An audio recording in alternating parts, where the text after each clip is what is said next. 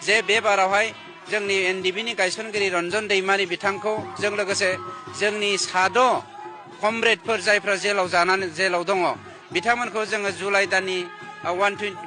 Parliament सेसननि 125 amendment bill pass जानाय दिनैनि गुबै टपिकआनो जाहैबाय जोंहा इउपिपिएलनि बारग' इएम रनजित बसुमतारी थामहिनबा फेरेंगा बसुमतारी सारा मा बुंदोंमोन बेनि सायावनो बिपिएफनि लाइमोन सिख्ला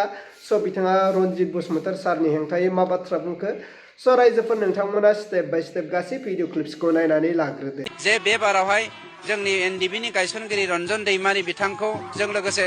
जोंनि साद' कमरेडफोर जायफ्रा जेलाव दङ बिथांमोनखौ जोङो जुलाइ दाननि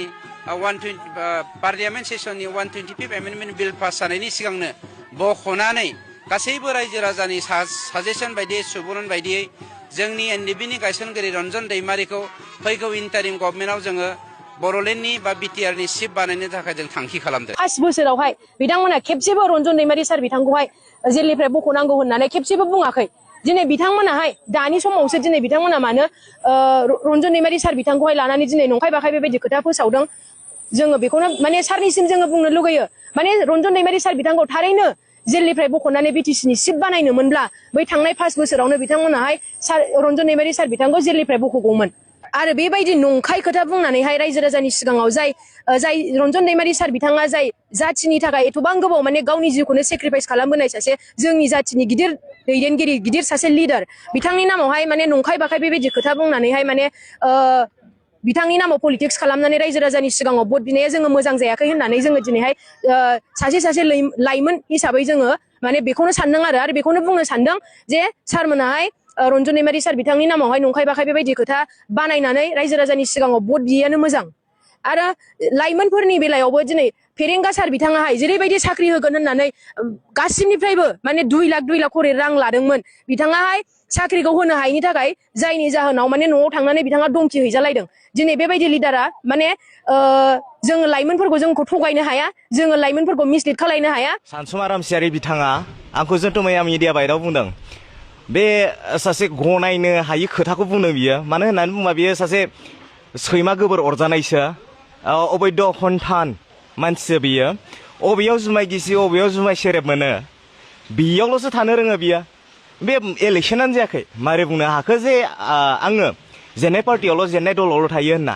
मारै बुंनो हाखो बियो। जोंनियावबो दङ बिथांनिया आरो दिनै बावैसो आं दानि जास्ट 2 मिनिटसो सिगांल'सो आंनियाव मोनसे फन फैनायमोन जे बे फनाव बुंहरदों आंखौ आबौ नों सानसुमामोन दा होननानै सोंदों आंनाव। औ आबै सोरमोनलाय होननानै सोंदों आङो होनबा बुंदों जे सानसुमा रामसियारिया जेब्ला इउनिभारसिटियाव दंमोन जोंहानियावनो थायोमोन आबौ आंनो बेयो 2 मासनि बाराखौ होलाङाखै होननानै आबैया इउनिभारसिटिनिफ्राय फन खालामदों आंखौ क'क्राझारनिफ्राय इउनिभारसिटि खाथिनिफ्राय। आरो मोनसे बे फख्रियाव गोलैनाय बुङोना नंखायखौ मा बुंनो बे गावखौनो आंनि सायाव बुंनानै गावखौनो खोन्थाना लानाय जादों बिथाङा। मानो होननानै बुङोबा बे जुमाय लोंनाय बेफोरखौ जों नुखाजोबबाय भिडिअ'आनो भाइरेल जाखांखाबाय। आरो मोनसे बिथाङा आरो आं खोनानो मोनबावदों आरो प्रुफबो दङ जे बेयो हौवा गोनांखा हिन्जावफोरखौ मेसेज हरनाय फन रायलायहरनो खुद्रिनाय गथ' गोरलै बायदि जाफ्लानाय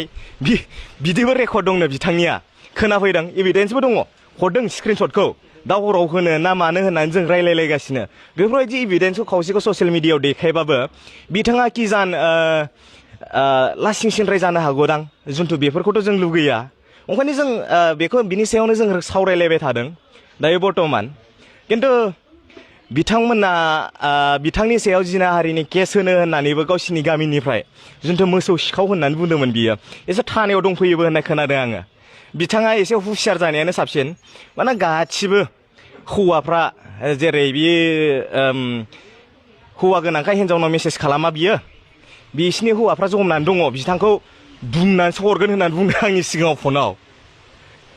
बिथाङा एसे हुसियार थाबा मोजां दानि जुगाव सैमा गोबोर अरजानाय बायदि गोदाव सोराव बेयाव हासुलादलाय बैयाव हासुलादलाय बेफोरबायदि खालामबाय थाबा एसे गाज्रि जायो। ओंखायनो एसे सानै हनै बुं बिथाङा जुन्थु खोथाफोरखौ बुंनो बेथ' नंखाय जेबो बेयाव जोङो मानिनानै लाथावनो हानाय खोथायानो गैया।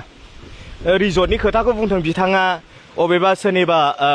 क्रिकेट गेलेनायखौ बुंथों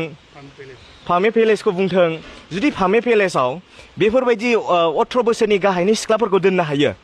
होमब्लाथ' फामे भिलेजनिया बियो जुन्थु प्रट'कल बेखौनो मानिनाय जायाखै जुन्थु पुलिसनो रिपर्ट हरनांगौ जायो इसोर सोरबाफोर सिख्लाफोर थाफैबा बा सेंग्राफोर थाफैबा पुलिस रेकर्ड हरनांगौ जायो थानायाव मोनसे जे बिदि मानसिफ्रा बिदि हटेलाव थाफैदों होनना बेसोर होनबाथ' ब्लेकसो खालामदों